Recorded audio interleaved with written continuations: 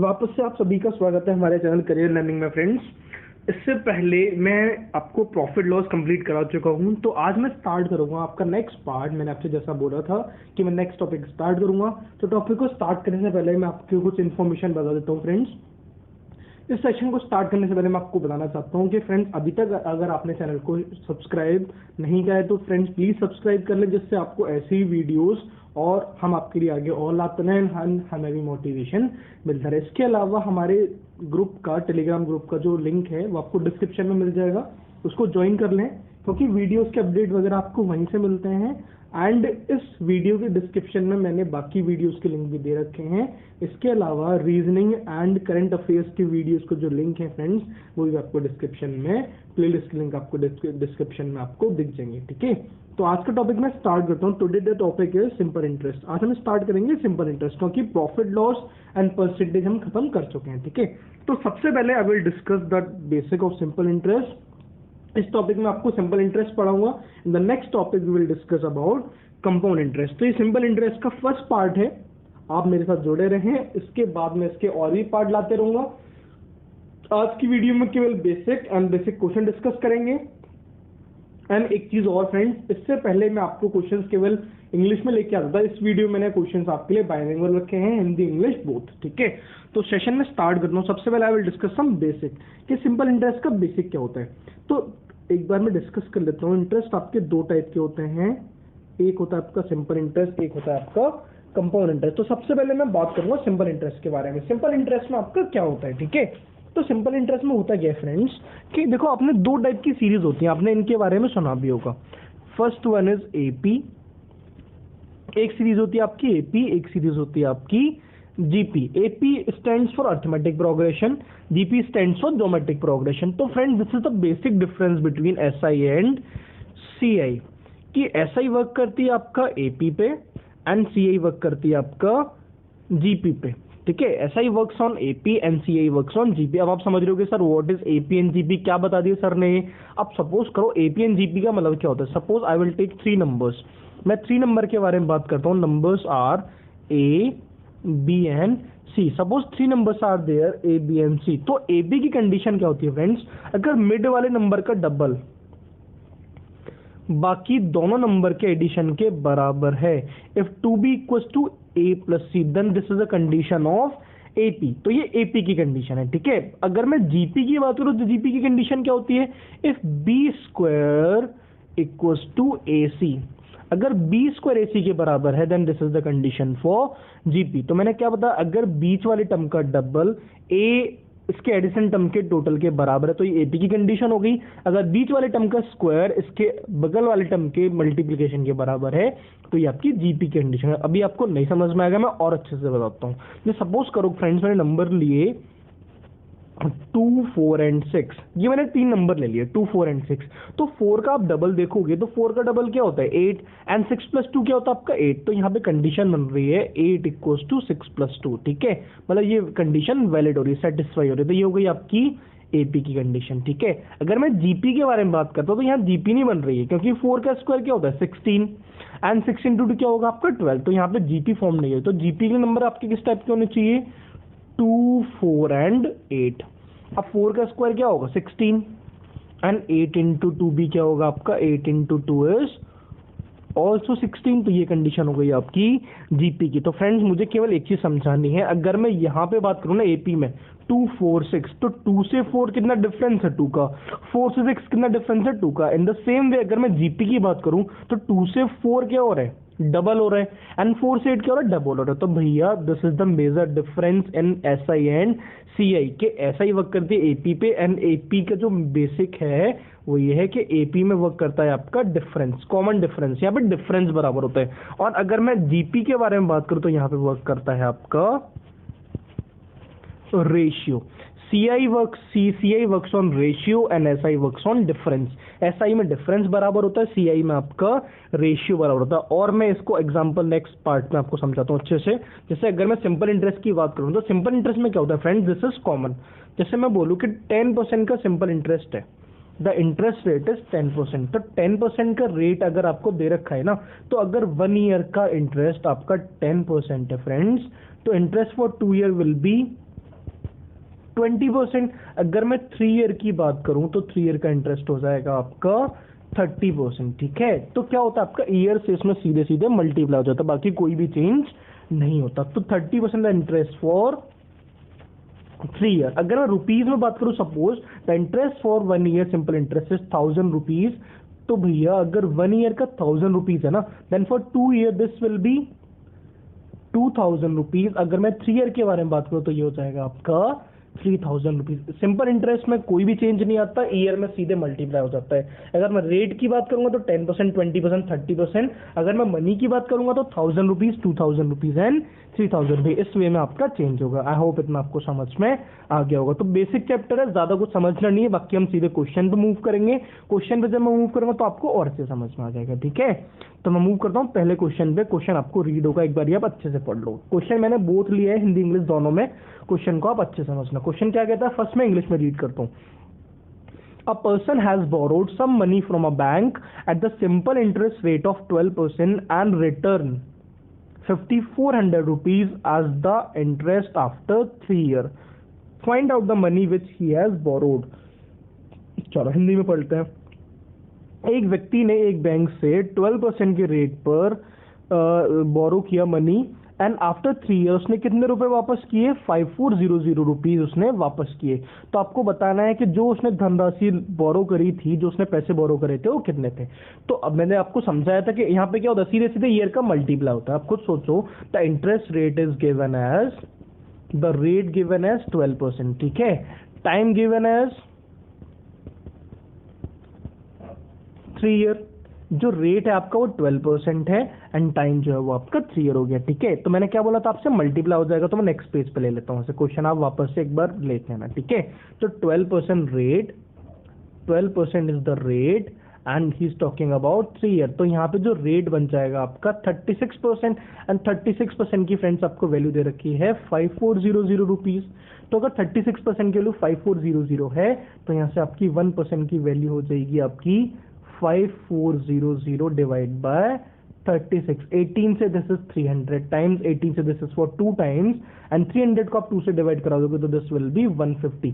अगर 1% की वैल्यू आपकी 150 है then value for the 100% will be 15,000 rupees. तो आपका जो मनी आ गया वो आ गया आपका 15,000 रुपीज। आई होप ये क्वेश्चन आपको समझ में आ गया होगा। तो एक बार रिमूव कर लेता हूँ मैं, देख लेता हूँ क्वेश्चन ऑप्शन प्रेजेंट है कि नहीं। First option is 2000, second is 10,000, third is 20,000, fourth one is 15,000। तो आपका आंसर आ गया 15,000 rupees. Means you will tick on option number 4। I hope ये क्वेश्चन आपको समझ में आ गया होगा। क्वेश्चन इजी था, आगे भी जुड़े रहे मेरे साथ एंड तक, क्योंकि जिससे आपको सारे क्वेश्चन आपको बहुत अच्छे से समझ में आते हैं। तो ये पहला क्वेश्चन था आपके जो आपकी समझ में आ गया होगा।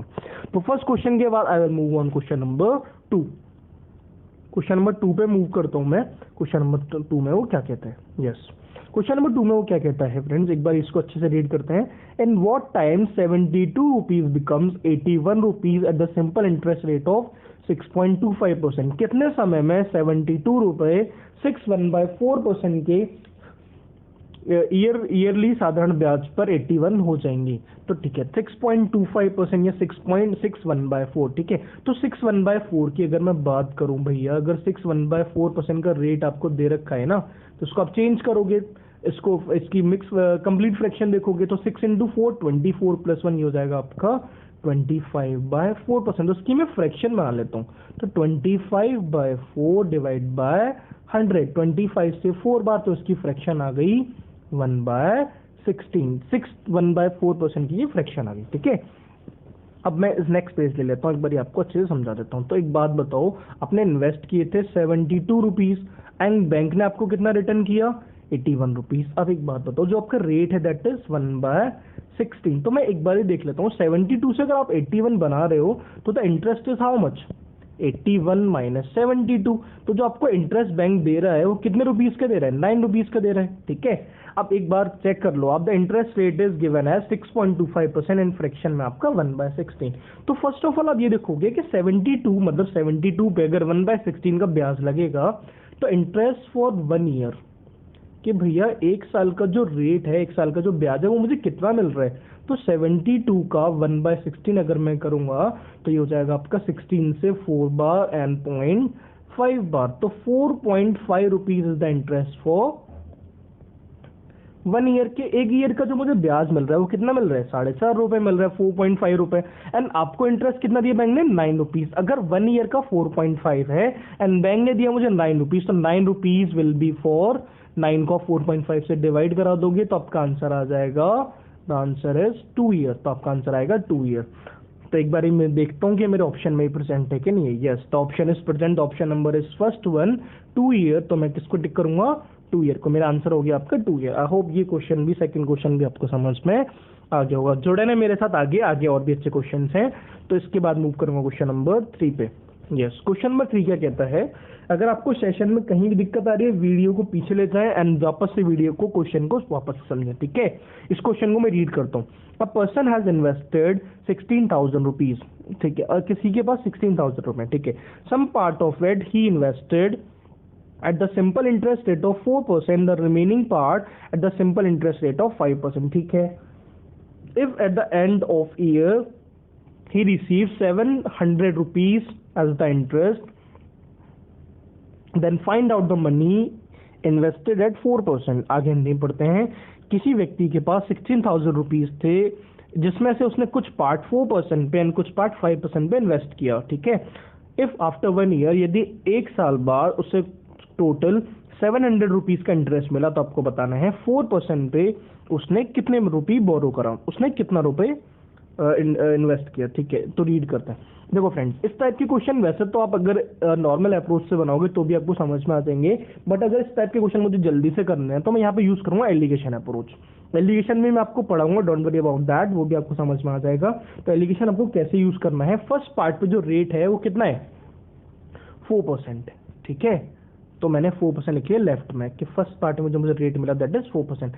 सेकंड पार्ट पे आपका रेट क्या है, सेकंड पार्ट पे आपका रेट है 5%। अब आप खुद सोचो कि 16,000 रुपीज तो मुझे 700 रुपीज का इंटरेस्ट मिला, तो आप क्या करोगे, you will change this values in percentage. या तो आप इस वैल्यू को परसेंटेज में चेंज कर लो, या फिर सेकंड ऑप्शन ये है कि मुझे जो overall interest that is given, वो मुझे गिवन है कि मुझे ओवरऑल इंटरेस्ट कितना मिला है, 700 रुपीज का मिला है। तो आप क्या करोगे, you will do one thing, आप 16,000 रुपीज का 4% एंड 5% कैलकुलेट कर लो। तो 16,000 रुपीज का अगर मैं 4% कैलकुलेट करूंगा 4/100 से, तो ये हो जाएगा 0,000 कैंसिल आउट, ये हो गया आपका 160 इंटू 4, यहाँ पे इंटरेस्ट आ गया आपका 640 रुपीज का, ठीक है। तो 640 रुपीज में यहाँ प्लेस करता हूँ, यहाँ आ गया आपका 640 मैंने लेफ्ट में प्लेस करा, ठीक है। ऐसे ही मैं इसका 5% कैलकुलेट करूंगा तो वो आ जाएगा आपका 800 रुपीज। अब मैंने एलिगेशन यूज करना है। एलिगेशन की अप्रोच होती है कि मुझे ज्यादा वाली वैल्यू से कम वाली वैल्यू को माइनस कराना होता है। तो अगर मैं 800 से 700 माइनस कराऊंगा तो यहाँ जाएगा आपका 100, एंड 700 से 640 माइनस कराऊंगा तो यहाँ जाएगा आपका 60। 0 0 कैंसिल आउट, 2 से 5, 2 से 3। तो फर्स्ट पार्ट की वैल्यू आ गई 5 एंड सेकंड पार्ट की वैल्यू आ गई आपकी 3। तो 5 + 3 टोटल कितना होता है, 8। एंड 8 की जो वैल्यू है वो मुझे क्वेश्चन में गिवन है, कितनी गिवन है आपकी, 16,000 rupees. If the value for 8 is 16,000 rupees, तो यहां से 1 की वैल्यू आ जाएगी आपकी 2,000 रुपये। अगर 1 की वैल्यू 2,000 रुपये है तो उसने पूछा 4% पे, मतलब 5 की वैल्यू मैंने बतानी है। तो 5 इंटू 2,000 आपका आंसर आ जाएगा 10,000 रुपीज वॉज द मनी जो मैंने इन्वेस्ट किया, कितने परसेंट पे, 4% पे। देखते हैं ऑप्शन में, ऑप्शन परसेंट है नहीं। Yes, option is present, option number 3 is your answer, option number 3 is your correct answer. तो आप टिक करोगे ऑप्शन नंबर 3 को। आई होप ये क्वेश्चन आपकी समझ में आ गया होगा। तो इसके बाद मूव करूंगा नेक्स्ट क्वेश्चन पे। यस, ये क्वेश्चन क्या कहता है, एक बार आप रीड कर लो अच्छे से। John invested a sum of money at the simple interest rate of 10%, ठीक है। After 4 year his amount will be 770 rupees, then find out the sum. देखो कितना इजी क्वेश्चन है। उसने बोला कि जॉन ने कुछ मनी को इन्वेस्ट करा किसी बैंक में या कहीं पे भी eight the simple interest rate of 10% for 4 year, and जो उसका अमाउंट है ना वो कितना आपका 770 रुपीज है। तो आपको बताना है कि उसने कितना इन्वेस्ट करा। अब फ्रेंड्स आप कुछ सोचो, अगर 1 ईयर का रेट आपका 10% है तो जो 4 ईयर का रेट होगा उसे कितना मिला होगा, 40% है द सिंपल इंटरेस्ट। अब आपको सोचो 100% वॉज हिज अमाउंट एंड 40% का उसे इंटरेस्ट मिला, तो उसका अमाउंट क्या होगा, 100 + 40, मतलब उसका अमाउंट क्या बनेगा आपका, ये बन जाएगा आपका 140। तो 140% या 140% ही ले लेता हूं मैं। 140% की जो वैल्यू है वो दे रखी है मुझे 770 रुपीज। तो यहां से 1% की वैल्यू क्या हो जाएगी आपकी, 770 डिवाइड बाय 140, 0 कैंसिल आउट, 7 से 11 बार, 7 से 2 बार, अगर 1% के लिए 11/2 है तो यहाँ से 100 की वैल्यू आ जाएगी 2 से 50, एंड 50 into 11 करोगे तो आपका आंसर आ जाएगा 550 रुपीज। आई होप ये क्वेश्चन आपको समझ में आ गया होगा। क्वेश्चन इजी था, तो उसके बाद मूव करूंगा मैं नेक्स्ट पार्ट पे। Question number 12। क्वेश्चन नंबर 12 क्या कहता है, ये भी इजियर वन है क्योंकि सिंपल इंटरेस्ट के क्वेश्चन इतने टफ नहीं होते, ठीक है। क्वेश्चन क्या कहता है कि what is simple interest on 4000 rupees at the rate of 12% PCPA for 18 month. कितना इजी क्वेश्चन है, एकदम डायरेक्ट क्वेश्चन है। 4000 रुपीज पे 12% के रेट पे आपको 18 मंथ, 18 मतलब 1.5 ईयर, तो सीधे सीधे मैं सीधे यहाँ पे ना रेट कैलकुलेट कर लेता हूँ। 20% is the rate for 1 year. वो आपसे बात कर रहा है 18 मंथ। 18 मंथ का मतलब क्या होता है, 12 मंथ प्लस 6 मंथ, मतलब एक ईयर तो कंप्लीट एंड सेकेंड ईयर आपका हाफ, तो ये हो जाएगा आपका 1.5। 1.5 का मतलब 3/2, 2 से दिस इज 6, तो जो आपका ओवरऑल रेट बन रहा है फ्रेंड्स वो बन रहा है आपका 18%। तो नेक्स्ट पेज लेता हूं मैं, तो आप क्या करोगे, आप 4000 का आप कैलकुलेट कर लोगे 18% बाय 18/100, 0000, तो ये आपका आंसर आ गया 720 रुपीज। एक बार ऑप्शन चेक कर लेते हैं कि ऑप्शन ये प्रेजेंट है कि नहीं है। Yes, option is present, means 720 rupees. Third option is the correct answer. I hope ये क्वेश्चन आपको समझ में आ गए हो। तो अगर आपको वीडियो अच्छी लगी हो फ्रेंड्स, तो सेशन को ज़्यादा से ज़्यादा शेयर करें, चैनल को सब्सक्राइब कर लें, जिससे आगे भी आपको वीडियोस के अपडेट मिलते हैं, साथ ही साथ मेरी मोटिवेशन आपके लिए ऐसी वीडियोस बनाने का मिलता रहे। थैंक यू फ्रेंड्स, आज की वीडियो में इतना ही। नेक्स्ट सेशन में इसका सेकेंड पार्ट में आपके लिए लेके आऊँगा। Thank you, keep watching.